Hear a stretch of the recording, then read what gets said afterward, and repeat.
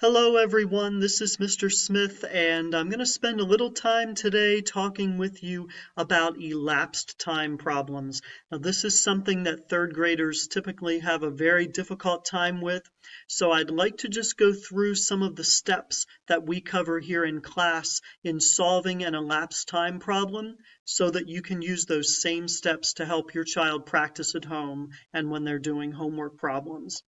Now an elapsed time problem is a question that would look something like this. It would give a starting time, like we start class at 2:27, and an ending time, and we end at 3:15. And an elapsed time problem asks how much time has passed from the starting time to the ending time. Now, the way that we show students to solve a problem like this is by making what's called an open number line. And you can see I drew a number line across the page here.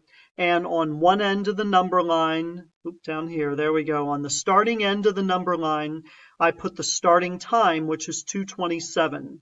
And on the ending side of the number line, the ending time, which is 3:15. Now, one of the things that we've talked a lot about is reference points for our clock.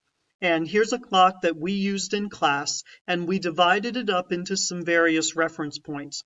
For example, we divided the clock up into quarters and talked about how a quarter of an hour is 15 minutes. So every quarter that we shaded a different color is something that we could use as a reference point to count by 15s around the clock.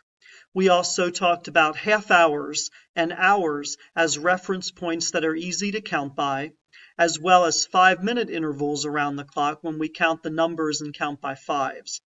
So what we want to do on an elapsed time problem is we want to take this open number line that we made and divide it up into intervals that are easier for students to count by. So here's the next step of the problem, and you can see that the first interval that I did was I counted by 1-minute intervals to get us from 2:27 to 2:30. And that was 3-minute jumps, so we have 1, 2, 3, and that takes us to 2:30. Once we get to 2:30, it's an easy 30-minute jump from 2:30 to 3 o'clock. And you can see up above that jump, I wrote the 30 to represent that jump was 30 minutes. And then that takes us almost to the end. We're at 3 o'clock now, and we were trying to get to 3:15. So again, we would remember that a 15-minute jump is a quarter of the clock, and that's an easy jump to make. So from 3 to 3:15 is another 15 minutes. So now we've taken this whole elapsed time problem and across the top of our number line divided it up into some small jumps that make it easier to count from the beginning or starting time to the ending time. We just go back then and add up our minutes. We have our 3 1-minute jumps plus our 30-minute jump and our 15-minute jump. So 30 plus 15, I'd add my large numbers first to get 45, and then add on the 3, 46, 47, 48. And you can see how this diagram makes it easier to find that this elapsed time problem had a total time of 48 minutes. Now this works with longer problems as well, problems that span over the course of more than 1 hour.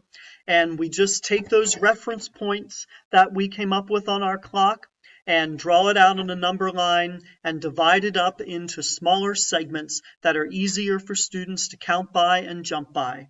And that is how we solve an elapsed time problem.